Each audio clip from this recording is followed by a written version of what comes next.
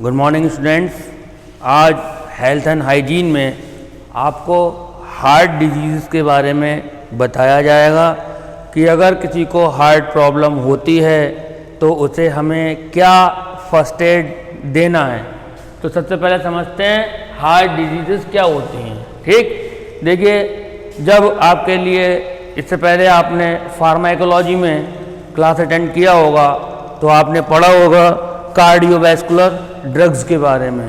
ठीक, तो वो जो ड्रग्स थी वो तो प्रॉपर मेडिकल ट्रीटमेंट जब देंगे तब प्रयोग की जाएंगी, लेकिन तुरंत इमीडिएटली अगर किसी को कोई हार्ट स्ट्रोक आता है, हार्ट अटैक आता है या फिर एंजाइना होता है तो उसके लिए हमें कैसे ट्रीट करना है। तो हमें यहाँ पर बताएंगे जो हम उसे इमीडिएटली जो फर्स्ट एड हमें देनी है हमें उसकी यहाँ पर डिस्कशन करेंगे।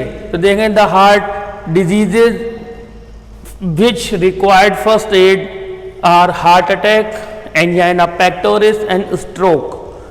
देखिए, हार्ट डिजीजेज इतनी सेंसिटिव होती हैं कि सभी हार्ट डिजीज में आपके लिए फर्स्ट एड का मौका नहीं मिलता। वहाँ आपको प्रॉपर हॉस्पिटल में ट्रीटमेंट के लिए तुरंत डॉक्टर को कंसल्ट करना होता है, लेकिन कुछ हार्ट डिजीजेज ऐसी हैं जैसे हार्ट अटैक है, एंजाइना पेक्टोरिस है या फिर स्ट्रोक है, इसमें आप जो हैं वो क्या फर्स्ट एड दे सकते हैं। तो सबसे पहले एक एक करके पढ़ते हैं। पहले हम बताएंगे आपको एंजाइना पेक्टोरिस के बारे में। एंजाइना क्या होता है? एंजाइना एक हार्ड पेन होता है, बहुत तेजी से सीने में दर्द उठना। कहाँ से? दिल की तरफ से। ये दिल है हमारा, तो दिल की तरफ से एकदम से चेस्ट पेन पैदा होना जो उल्टे कंधे से होते हुए उल्टी आर्म में भुजा में चला जाए है। और ये कैसा होता है? ये कोरोनरी थ्रोम्बोसिस के कारण नहीं होता। यानी कि ये कब होता है? केवल दर्द उठना, लेकिन उस दर्द में क्या होगा, जो हमारी कोरोनरी आर्टरी है उसके अंदर कोई भी क्लॉटिंग नहीं है। विदाउट क्लॉटिंग, थ्रोम्बोसिस कहते हैं क्लॉटिंग के लिए। विदाउट क्लॉटिंग अगर हमारा कार्डियक पेन पैदा हो रहा है तो उसे कहेंगे हम एंजाइना पेक्टोरिस। ठीक, तो इसमें क्या कारण क्या होते हैं? कोरोनरी आर्टरी का नैरोइंग यानी कि पतला हो जाना, सिकुड़ जाना। ठीक, जब कोरोनरी आर्टरी सिकुड़ जाएगी या दब जाएगी तो क्या होगा? प्रॉपर ब्लड सप्लाई जो है हार्ट के लिए नहीं पहुंचेगी। जब प्रॉपर नहीं पहुंचेगी तो क्या होगा? दर्द पैदा होगा। अब ये लास्ट फॉर शॉर्ट ड्यूरेशन, यानी कि तुरंत होता है, 20 से 30 सेकंड से ज्यादा का दर्द नहीं होता, तुरंत सही हो जाता है। तो इसके साइन एंड सिम्टम क्या है, कैसे पहचानेंगे? पहचानने के लिए क्या करेंगे? सबसे मेन पहचान है कि सीने में दर्द पैदा होगा और वो यहां से स्टार्ट होकर ऐसे उल्टे कंधे से होता हुआ उल्टी भुजा में ट्रांसफर होगा। दूसरा, रैपिड एंड शैलो ब्रीथिंग, सांस जो है वो बहुत तेजी से जल्दी जल्दी चलेगी, इस तरीके से बहुत जल्दी जल्दी और हल्की, गहरी सांस नहीं, हल्की हल्की सांसें लेगा। और दर्द इतना ज्यादा होगा कि सांस जो है वो रुक भी सकती है, सांस लेने में परेशानी हो सकती है। फिर है नाउसिया और वोमिटिंग, जी में चला सकता है या उल्टियां भी आ सकती हैं। अब इसकी फर्स्ट एड के बारे में बात करेंगे। सबसे पहले क्या कंडीशन है? रीएश्योरेंस, यानी कि सबसे पहले हमारे लिए उसे अपने भरोसे में लेना, अरे कुछ नहीं है, सब कुछ सही है, बात करके उसे समझाना। दूसरा, अगर पेशेंट कैसा है, अनकॉन्शियस है, बेहोश हो चुका है, तो उसके लिए 3/4 प्रोन पोजीशन में लिटालना है। 3/4 प्रोन पोजीशन हम पहले भी आपको बता चुके हैं, उसमें लिटालना है। और उसके जो कपड़े हैं उनके लिए क्या करना है?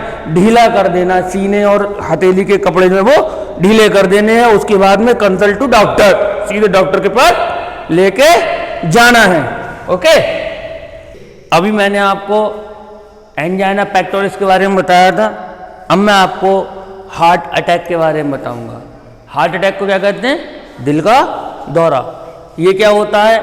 इसे मेडिकल भाषा में पहले आपको लिखाया होगा, मैंने फार्माकोलॉजी जो बताई थी, वो कार्डियोवैस्कुलर डिजीजेज, मैंने आपको जब बताया था कार्डियोवैस्कुलर सिस्टम में, तो बोला था मायोकार्डियल इन्फेक्शन भी होता कहते हैं और कोरोनरी थ्रोम्बोसिस भी कहते हैं। ठीक है, तो इसके पहचान क्या है? पहचान ये है कि दिल में दर्द उठता है, सीने में दर्द उठता है। इसका कारण क्या है? जो कोरोनरी आर्टरी है उसमें क्लॉटिंग हो जाना। ठीक, ये मौत का कारण भी बन सकता है, यानी मृत्यु भी हो सकती है। और जब प्रेशर पड़ेगा तो हार्ट का कोई भी पोर्शन डैमेज या डेड भी हो सकता है। साइन एंड सिम्टम की बात करते हैं तो सडन ऑनसेट सेवर पेन, यानी बहुत तेजी से दर्द सीने में उठेगा जो स्प्रेड टू लेफ्ट आर्म, जो उल्टी भुजा में चला जाएगा, उधर की तरफ चलेगा। बेहोशी भी आ सकती है और उल्टियां भी हो सकती हैं। सबसे मेन चीज क्या है, रैपिड एंड शैलो, बहुत तेजी से उछली सांसें लेगा। और कार्डियक अरेस्ट, यानी कि दिल काम करना भी बंद कर सकता है। ठीक, अब फर्स्ट एड क्या देंगे? सबसे पहली बात, उसे मुंह के द्वारा कुछ नहीं देना है। दूसरा, अगर पेशेंट हमारा बेहोशी की हालत में है तो 3/4 प्रॉन पोजीशन में लिटालना है, जो हम पहले भी बता चुके हैं। ये पोजीशन रिकवरी पोजीशन कहलाती है। अगर कोई भी बेहोश हो जाए तो 3/4 प्रॉन कंडीशन में लिटालने से उसे कॉन्शियसनेस आ जाती है। अगर हमारा पेशेंट होश में है तो उसके लिए क्या करना है, 45 डिग्री पे इस तरीके से इसे बिठाल देना है। और क्या करना है, उसे पट नहीं लेटने देना है, फ्लैट बिल्कुल नहीं लेटने देना है। और एक काम और करना है, उसके पैरों को कभी भी ऊंचा नहीं करना है। पैरों को ऊंचा करो ब्लड प्रेशर और बढ़ जाएगा, हो सकता है हार्ट डैमेज हो जाए। ठीक, और उसके जो कपड़े हैं उन कपड़ों के लिए ढीला कर देना है और बातें करके उसके लिए ढाढ़ता बनानी, यानी उसके लिए हिम्मत बनानी है, सही हो जाओगे। उसके बाद में सीधे डॉक्टर से कंसल्ट करना है। ठीक, अब मैं आपके लिए स्ट्रोक के बारे में बताऊंगा। अभी मैंने आपको हार्ट अटैक के बारे में बताया, एंजाइना पेक्टोरिस के बारे में बताया। अब मैं आपको स्ट्रोक के बारे में बताऊंगा। स्ट्रोक क्या होता है? स्ट्रोक का मतलब एक तरीके से आघात कह सकते हैं। आघात कब होगा? उसके कारण है, it is due to cerebral haemorrhage, यानी कि दिमाग जो के लिए, ब्रेन के लिए जो नसें जाती हैं उनमें बस्ट हो जाए, फट जाए तो खून का बहना, इंटरनल ब्लीडिंग हो जाए। कहाँ? ब्रेन में। दूसरा, due to thrombosis in cerebral blood vessel, यानी कि जो ब्लड के लिए लेके जाती हैं ब्रेन में, उन नसों में क्या हो, क्लॉटिंग हो जाए। तीसरा, impaired blood supply to brain, यानी दिमाग को जाने वाली जो ब्लड सप्लाई है वो कहीं पे रुक जाए, या फिर बीपी बहुत ज्यादा हाई हो जाए। ये कंडीशन जब आती है तो स्ट्रोक पड़ता है। ठीक, साइन एंड सिम्टम क्या है? सबसे पहली बात, डिसओरिएंटेशन, यानी कि छटपटाहट होती बहुत ज्यादा। फिर डिफिकल्टी इन स्पीच, बोलने में दिक्कत होगी। तीसरा, due to impaired blood supply, ठीक है, लॉस ऑफ बैलेंस, यानी कि जब प्रॉपर ब्लड सप्लाई नहीं आएगी ब्रेन के लिए तो कुछ ना कुछ खराब होगा, यानी कि खड़ा रहने में, अपना बैलेंस बनाने में क्या होता है, इंसान कैसा हो जाता है, असमर्थ हो जाता है। फिर पैरालिसिस, बहुत तेजी सिर में दर्द, और फाइनली बेहोशी कंडीशन में, यानी कि कोमा की कंडीशन में पहुंच जाता है।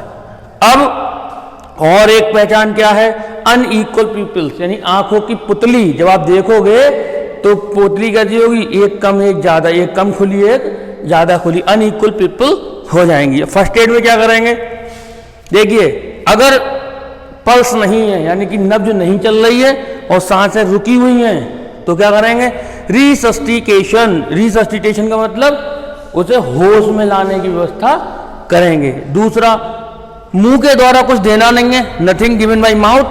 अगला, रीएश्योरेंस बाय टॉकिंग, अगर होश में जब आ जाता है समझाना, अरे बेटा कुछ नहीं है, सब कुछ सही हो जाएगा। Unconscious state lying in 3/4 prone position, 3/4 prone position में जैसे लिटालना है, ठीक है। और हवा आने के लिए रास्ता साफ करना, इससे साफ हवा उसे सांस लेने को मिल सके। उसके बाद में उसके कपड़ों को ढीला कर देना है, इतना काम हमें करना है। और फिर then consult to doctor immediately, तुरंत डॉक्टर को बुलाना है। ठीक, आज मैंने आपके लिए हार्ट डिजीजेस के बारे में बताया, जो हार्ट डिजीजेस कॉमनली हैं और इसमें हम क्या ट्रीटमेंट दे सकते हैं, इन्हें बताया है। अब कल की वीडियो में हम आपको फ्रैक्चर के बारे में बताएंगे, यानी हड्डी के टूटने पर क्या ट्रीटमेंट देने होंगे। Good luck.